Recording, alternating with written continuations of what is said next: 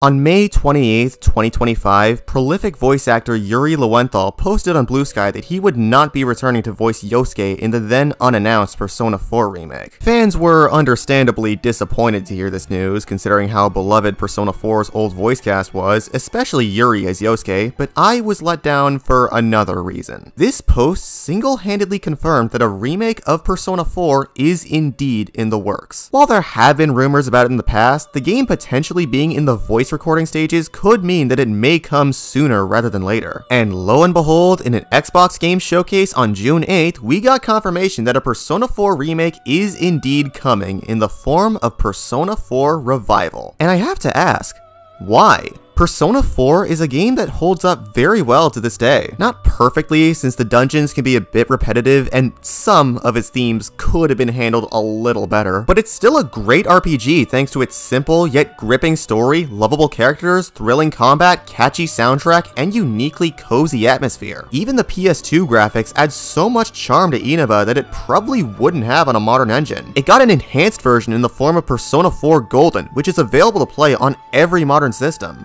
Considering it still holds up well and has a re-release on modern systems with more quality of life improvements, why would you remake this game? I'll tell you why.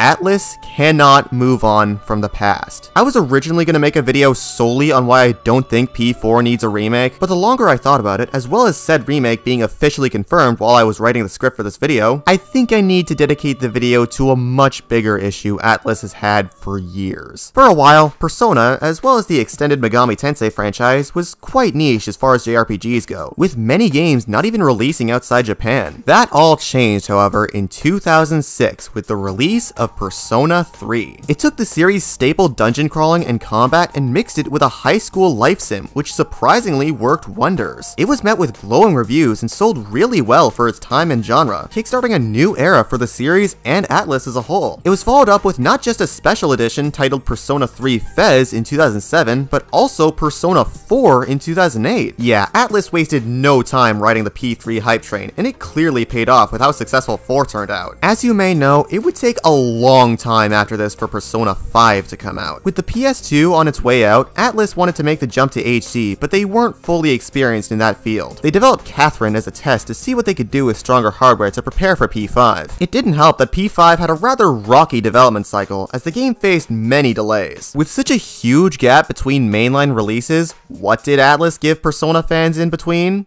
A PSP port of 3 that turns the life sim side into a full-on visual novel and features an optional female protagonist, a Persona 4 fighting game featuring the cast of P3, an enhanced version of 4 initially for PS Vita, another Persona 4 fighting game featuring the cast of P3, a dungeon crawler for the 3DS featuring the cast of 3 and 4, a Persona 4 rhythm game, and multiple anime adaptations. And most of these were pumped out between 2011 and 2015. That's not to say these releases were bad, many of them have their fans, but you can't deny pumping out so much content surrounding the same two games is bound to get repetitive, maybe even desperate. I get that Atlus had to put out something to keep the fans busy, and probably to fund P5, but does it not feel lazy to rely on the same characters and storylines for so long? Anyway, when Persona 5 finally released in 2016, or 2017 outside Japan, you know the story. It was a monumental success, taking the hearts of millions and shooting the series into the mainstream. And given how much Atlus loved milking 3 and 4, take a wild guess as to what they would go on to do with an even bigger hit.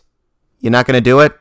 I'll spell it out for you then. Persona 5, the shitty anime. Persona 5, the dungeon crawler with the cast of 3 and 4. Persona 5, the rhythm game featuring a P3 counterpart. Persona 5, the definitive edition. Persona 5, the sequel/spin-off by the Warriors devs. Persona 5 plus Rabbids Kingdom Battle. Persona 5 Joker in Sonic Racing Cross Worlds. And Persona 5, the Chinese gacha game. I guess the Phantom Thieves must have gotten tired of killing other gacha games. It seemed like Atlus was solely focused on milking P5 until the next big mainline game, until they revealed that they also plan to keep milking 3 and 4 by straight up remaking them. They already remade 3 as Persona 3 Reload, and a 4 remake is also on the way with Persona 4 Revival, with minimal at best info on a potential Persona 6. Unless you count Metaphor, but excellent as it is, I personally see it as more of its own thing. Now, unlike Persona 4, I see why Atlus decided to remake Persona 3, beyond the obvious reason. Not only because the more experienced devs at Atlus were busy with other things, forcing them to look for new talent and test their skills by having them remake an older title, but there's also been a heavy debate between Fez and Portable on which version of P3 is better. Fez is closer to the original vision and has more meat on its bones, on top of featuring a new epilogue with the answer, but you couldn't control the other party members in combat, and it was only ever released on PS2. Portable, on the other hand, got ported to modern systems, lets you control the other party members in battle, and has FemC, but it also severely crippled the game's presentation. With the only version of P3 on modern systems being a rushed out port of the PSP version, I think it made sense to remake P3 to give it a proper modern version. Now, don't get me wrong, Persona 3 Reload has a few issues as a remake, like the reduced difficulty, and it's sacrificing the original Evangelion-esque art direction to look more cutting edge and modern, the latter of which is a problem a lot of remakes have. And since the answer was resold as overpriced DLC and FemC is nowhere to be found, it's still hard to say which is the definitive version of P3. I can't weigh in on that conversation myself, since the only version of P3 I've played is Reload, but I'd also like to make the argument that it's nice to have a proper version of P3 on modern systems. Persona 4, on the other hand, already has a definitive version. It's Persona 4 Golden, which you can play on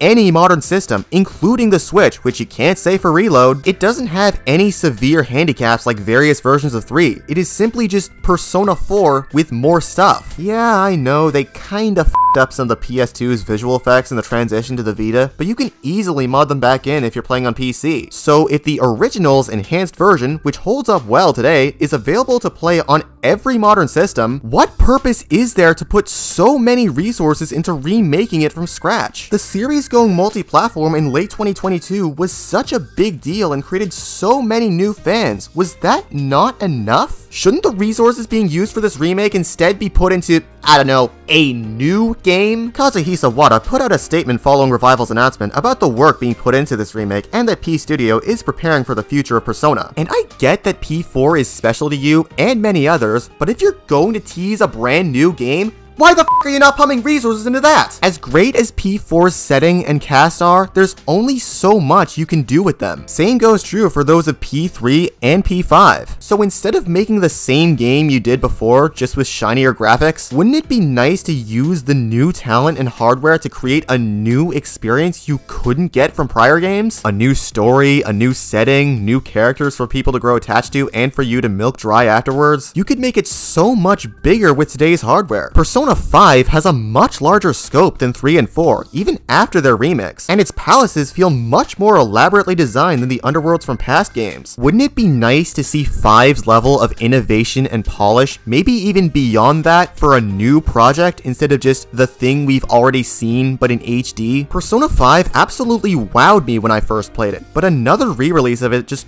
wouldn't have the same effect as when it was fresh. I know what I'm getting into with a remake of a game I've already played, but not with a new game. And besides, if you want to do a remake that badly, 1, 2, and 2 are right there. I know they're nothing like the modern games at all, but none of them have been legally available on anything since the PSP, with certain versions of 2 only releasing in Japan, and I'm sure they could really benefit from some modern quality of life improvements. There's only so much you can regurgitate of the same stories and characters people already know before they get tired and demand something new. Next year, Persona 5 will be turning 10 years old, and Persona 3 will be turning 20. That is simply too much time to rely on the same 3 games for most of your revenue. If Katsura Hashino, the director of these games, can move on and give us Metaphor ReFantazio, an incredible game mostly separate from his past works that won multiple awards, why can't anyone else running Atlus? After all the re-releases and spin-offs of games most fans have already played, I think it might be time to either remake a title not many people have played,